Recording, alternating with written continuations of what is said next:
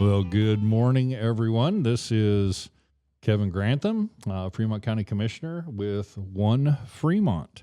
And this is our own county sourced, I guess, radio show. It's not really radio. We're not broadcasting, but this is our podcast. This is our way of getting our information out on a county level to the citizens of Fremont County and beyond, to the millions of people that will be listening to this show. Welcome to this podcast, and I hope that this will be extremely informative for everybody.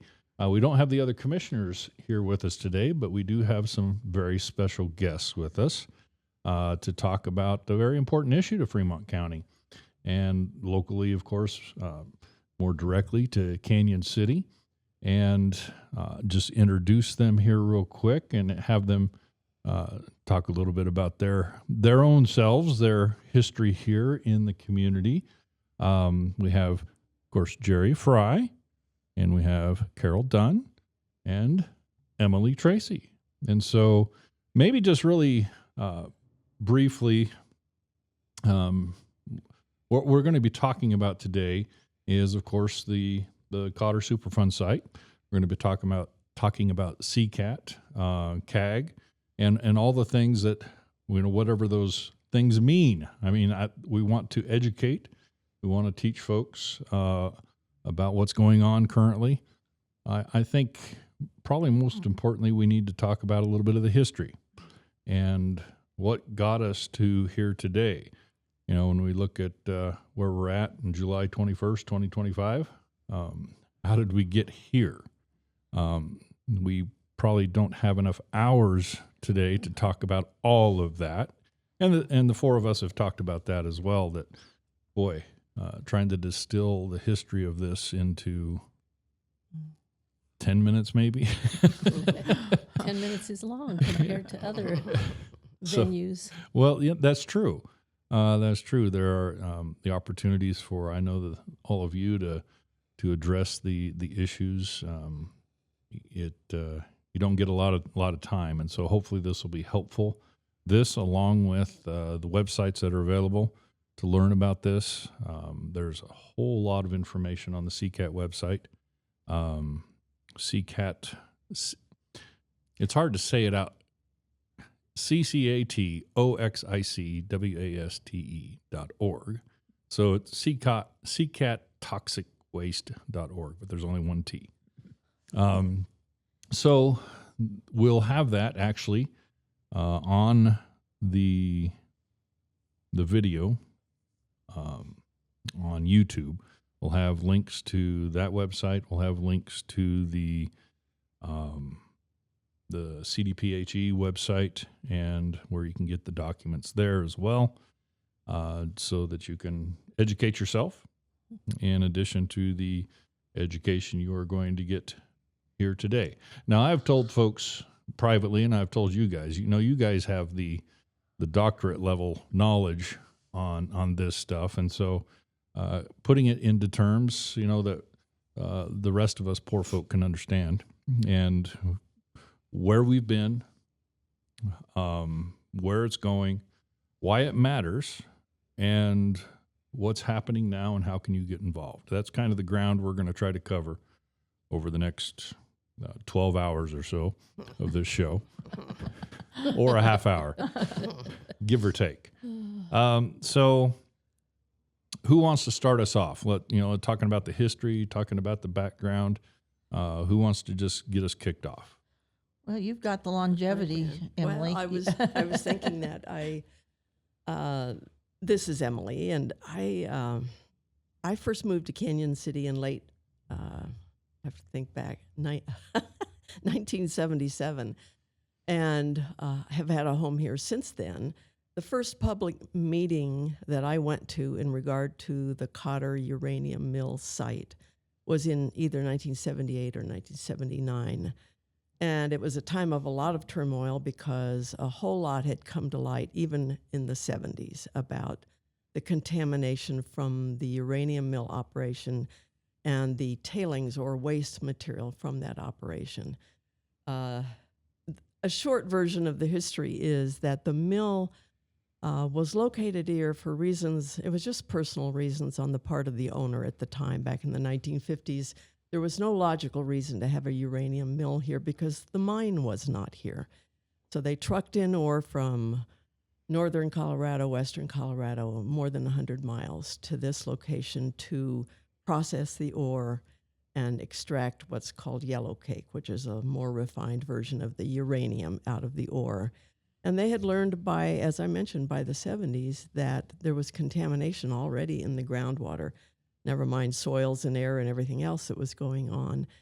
And there was a lot, and we won't try to go into this morning, but a lot of turmoil, a lot of controversy. Even the Colorado Bureau of Investigation was involved because of falsification of worker records at the mill and not knowing what to do about the contamination.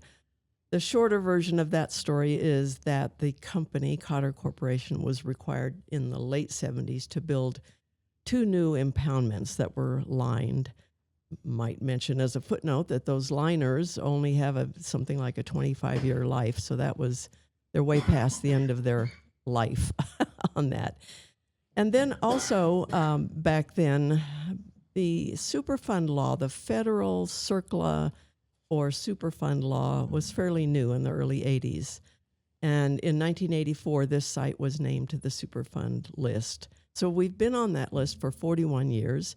Interestingly, both the state and federal regulators allowed Cotter to continue to operate the mill until they decided to close the mill in about 2011. So they operated off and on, depending on the market, for many, many years. And even though we had the new impoundments, there was still air pollution, tailings blowing in the wind, the tailings, the waste material from the process, a lot of regulatory history. But to bring us up to date, the company, because of financial reasons, the market just wasn't that good. Uranium was being mined around the world and processed much more cheaply than they could do it here. So they permanently closed the mill in about 2011 and then began dismantling all the buildings and structures and dumped everything into the primary tailings impoundment out there without a public hearing. More recently, and through all this time, we should mention that there's been required monitoring of the contaminated private wells in Lincoln Park. There's a number of wells there that were found to be very contaminated with radioactive materials and heavy metals. And there's been soil testing, there's been ongoing air testing there and at the site and even in town here a little bit over the years. And what we haven't had is a proper full assessment of where that contamination is, what all of it is, what risk does it pose to human health, and how do we get it cleaned up. And so I'll just finish right there by saying that we're in the very early stages now with the Federal Environmental Protection Agency, the EPA, in developing plans for doing new environmental testing both at the site and in nearby neighborhoods, or at least one neighborhood, and to find out just where these contaminants are so that we can help determine what the proper cleanup is. I'd like to just jump in and say that Emily is chairing the Community Advisory Group, which is a construct of the EPA that allows the community to meet with the regulators, the Department of Health and the EPA, and we do that monthly. And Colorado Citizens Against Toxic Waste was instrumental in bringing in the CAG process, and we've been at that for 23 years. And I probably want to interject there as far as, we talk about CAG, we talk about CCAT and the alphabet soup of everything in all aspects of life. Maybe kind of back up and talk about the genesis of CCAT, one of you, Okay. and about when that was and the purpose, and then in contrast, maybe not contrast, in comparison to what CAG does currently and how they still run parallel to each other right now. But They do somewhat. Colorado Citizens Against Toxic Waste formed in 2002, so we've been at this for quite a long time. And my own personal history goes back to when I was 2 years old. So that is because my father was a chief chemist out there, and he was also the whistleblower in the late 60s. And that's a whole different story that we don't need to go into right now. But after that, in 2002, Cotter wanted to change their business model and start bringing in more and more of the national homeless waste. And because of that, they had put in a bid on waste in Maywood, New Jersey. Maywood, New Jersey was a Superfund site. They were on the verge of cleaning up. Canyon City is a Superfund site, and they wanted to bring that in and just dump it all together here.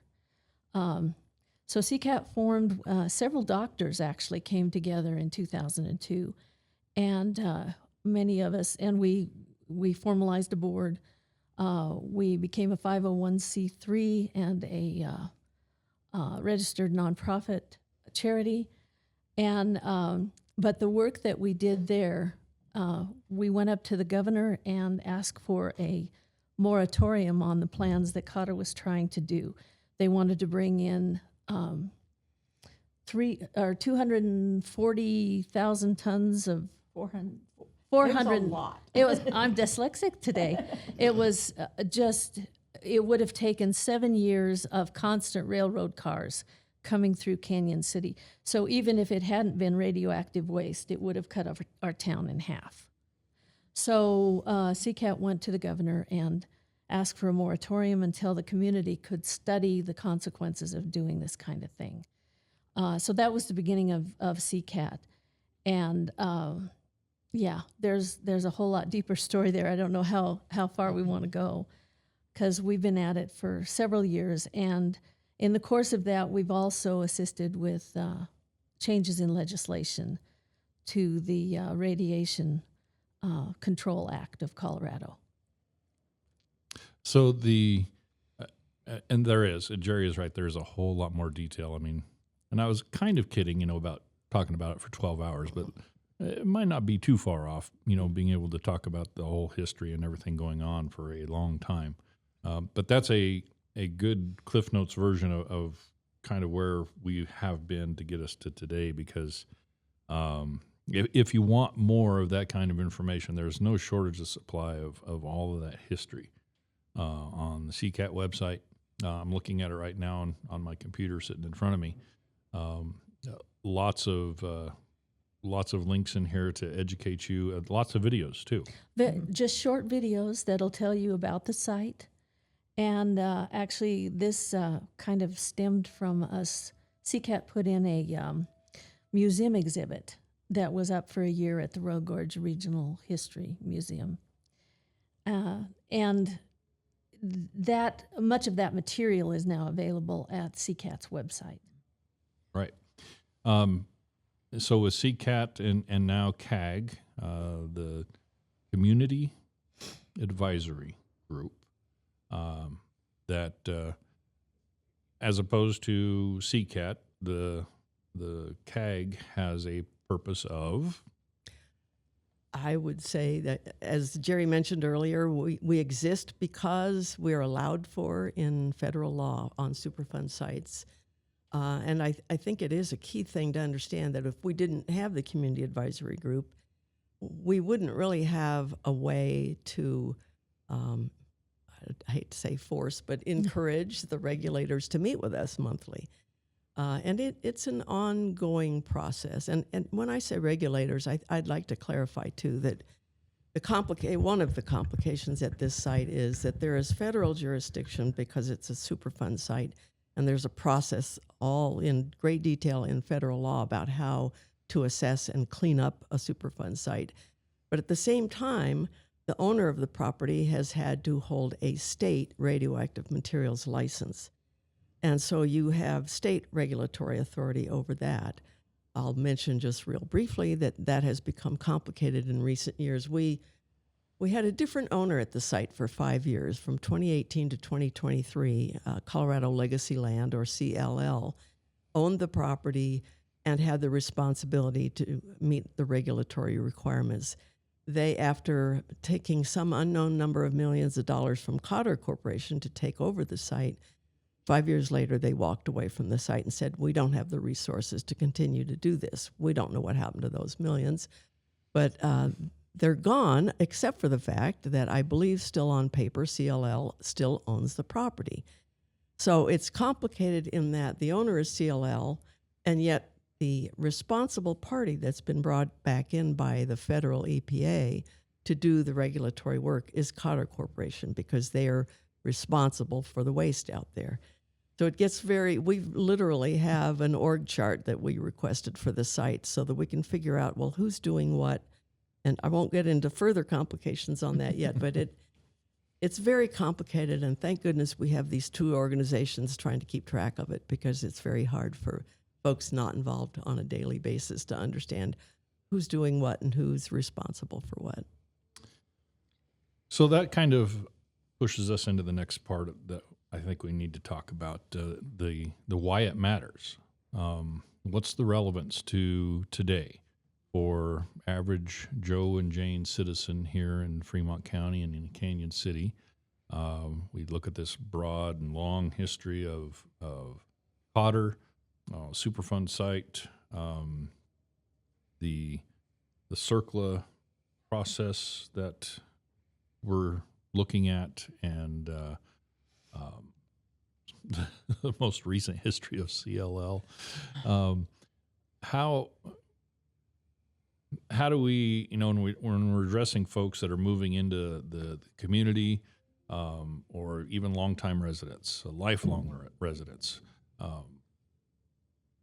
let's address what is the relevance to today of that Superfund site out there? I have a quick answer that I would just throw in to kind of, has anyone ever been with their child when they played with glitter? Glitter gets everywhere, and it's very hard to remove. If you think of it that way, then you can understand how the radioactivity that is upwind, uphill, and over the fence from where we're sitting right now, there's 5.3 million tons of radioactive waste up there. And this has never been cleaned up in the 42 years now. And so where has it gone? That's why it's important, because it lives for millions of years. Carol. Yeah. You think we were going to let you get by with not speaking? No. Right? I wouldn't let you. Everybody that knows me knows I love to talk. And unfortunately, this is one of my favorite, most important discussions that I have with people. As many of you may remember, my husband Ray and I owned Hilltop Market at the top of South 9th Street Hill for 45 years. I got involved with Jerry's folks, Lynn and Dion Boughton, just after the Superfund site was declared.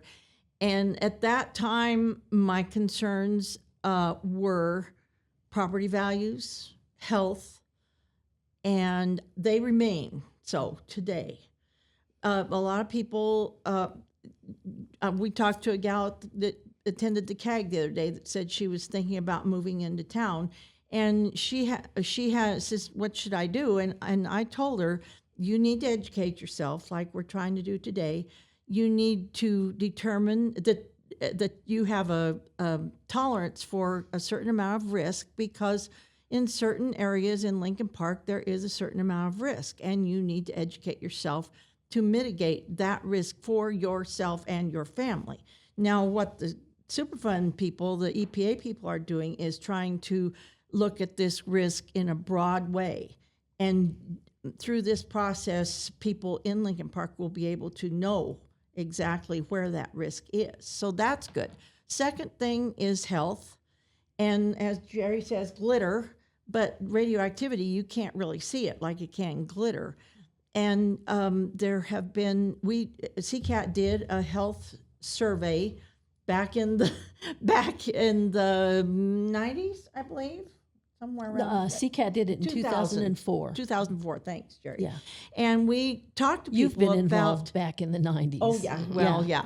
Yeah, so. People talked about, their health issues, their health concerns, various types of cancers, the various health studies that have been done by different agencies over the years, and what the things that we need to be aware. And then my next concern is the longevity. Here in Fremont County, water is one of the most important things that we think about every day.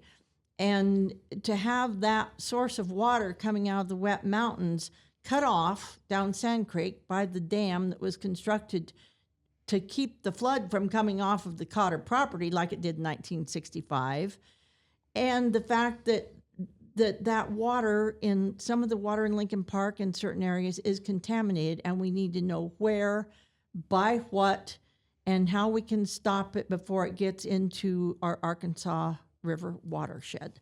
So those are my ongoing concerns, and I've learned a lot, the doctorate, and just concern for my community that needs to be aware and participate in what's going on.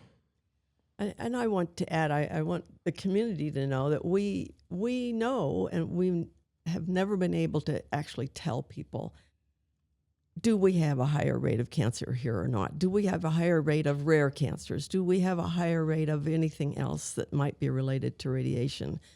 But the bottom line is that this community has been requesting literally for decades to have a full-fledged health study done, an epidemiological study, so that we could really truly determine, is there a risk here? Have people gotten sick because of exposure? We know anecdotally there's a lot of question about that, and it reminds me, I was talking with my granddaughter over the weekend, who is a student at the Albert Einstein School of Medicine in the Bronx, and she is working on both an MD and a PhD doing cancer research. And she's been in medical school for 2 years. Now she's going to spend 4 years on the PhD side, but she's doing research on cancer. And I just was telling her briefly about my involvement, and she already knew about my involvement with this site here and the history. And all she could do was shake her head when I told her we've never had a proper health study done here. That there's no, and she knows that from her own work, that there's no way to really tie an individual cancer to exposure or potential exposure from this site unless you do a proper full study. And we still hope someday that will take place. And probably just to remind folks, what we're talking about, with this plume that runs from the former mill site and runs down through a good portion of the Lincoln Park area. The groundwater. In the groundwater. Those things are not, such plumes are not static things. They do move, they do expand, they do grow. The dissipation is maybe debatable on just because it's growing doesn't mean it's dissipating. Maybe to your point is maybe we don't really know for sure. And so I think when we talk about why it matters, maybe that's one of those aspects, because we don't know what we don't know, and sometimes we do know what we don't know, if that makes any sense. There are also indications, and I don't remember if one of you mentioned it, that the river is not necessarily the barrier that we think it might be. It's obviously a concern if the plume and groundwater reaches the river and heads downstream. But there might even be indications that because of the geology, that part of that is finding its way over onto the north side of the Arkansas River. Someone address that real quick. Well, real quick. That's one of our many concerns here, is there's never really been a full hydrogeological study of the area. So there's a lot that is known about the geology, the layers, the kind of semi-bowl structure at the Cotter site that is alleged to have contained a lot of the waste, but we know it didn't contain it all because we have the contamination in Lincoln Park. But we have had, for example, Gus Slanovich some years ago wrote a white paper, and he's a scientist, wrote a white paper about illustrating the geology, which could allow for that, as you mentioned, that potential for contaminated water to literally follow a particular geologic structure under the river and surface on the north side of the river. So there's all those questions about, and I'll mention too, we talk about Lincoln Park, but the Community Advisory Group and CCAT both have been pushing for years to try to get a little wider amount of testing done. Wells in town of Brookside have not been properly tested, although some years ago there was a little bit of testing there. People who live in Dawson Ranch and Wolf Park ask questions about, is there air contamination coming our way? Do we need to be concerned about that? And we won't know answers to that until proper testing is done. And frankly, there is always this effort on the part of the company that doesn't own the site, but owns the responsibility for the contamination, because they're having to pay for this regulatory and cleanup process. There's the natural tendency for them to want to narrow this process at every moment that they can, while we in the community are trying to say we need a thorough investigation here so that we can assure people what's not contaminated, what is, and then what's the proper cleanup for that. And we have a long way to go to get there. Right. One of the other reasons that we need to care about it is because we are the front end of the nuclear fuel cycle, and we have been contaminated for all these years and never cleaned up. And if our federal government is going to put a lot of energy, pardon the pun, into nuclear in order to electrify us even more, the front end of the nuclear fuel cycle, like Canyon City is and was, has not been addressed since 1958 as far as an investment in technology and policy to do things in a cleaner way. So there's mining and milling and conversion and enrichment before there's ever a nuclear fuel rod. And there's contamination every step of the way here. We were a mill. Mines are in the greater Colorado Plateau, and then different towns back east from us have the enrichment and conversion. And the problem is, if we are going to demand more nuclear power, then the front end of the nuclear fuel cycle is going to get stressed. And if no one is answering how to do that safely, it hardly matters if things are safe at the reactors. And then we've also got the back end, and that's a whole nother story. And so that's why it matters. There's just a whole lot to that, just like there is with the history. And you can, of course, see a lot of this on the website, and some of the repercussions of where we're at right now because of what we've seen over the last 60 years. 70? 70 now. 58. Almost 70. Good math. Pushing 70. Yeah. Yeah, time flies. It does. And like other things that fly, it eventually runs out of gas. So anyway, not to extend that metaphor into utter depression. If I could just interject, Sure. one other reason that it's important that to people now on a very individual basis is this site lives in geologic time, and we have yet to define the boundaries of it. So there's no way to know where you might be putting yourself at risk when you move through or invest in a house or try to do a garden. So the work that the CERCLA process does, that the EPA is putting us through, is trying to define that. But this is such a protracted process. It's been started over 3 times. We've been at this for 23 years. And when that is not addressed, or the things that we find out about it are not shared with the people that it impacts, then it's constant. It's part of the environment. So if we live in a contaminated area, the best thing that we can do is to find out where the boundaries of that are and to know how to live with it. If you want a garden, maybe you want to do raised beds. There are answers as to how to live with this. While we're trying, those of us here at this table are trying so hard to get it cleaned up. If the more you know, the better you can live with it safely. It's just like living next to the ocean. The ocean is a geologic formation as well, but you can see it. Mm-hmm. Yeah.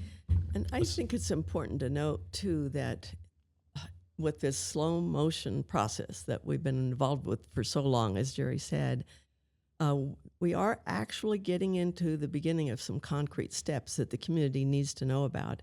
There's one official Superfund document regarding testing that has been approved by the regulators. I'm not going to try to read the whole name. It's a risk assessment document. So it's not the process that will look at how far out did the contamination go, but instead it's going to look at what is the risk to human beings? How might they be exposed to these radioactive materials? One thing that they are looking at, for example, is are there folks in the area where we know we have contaminated wells in Lincoln Park? Are there folks using that well water to irrigate gardens, crops, whatever?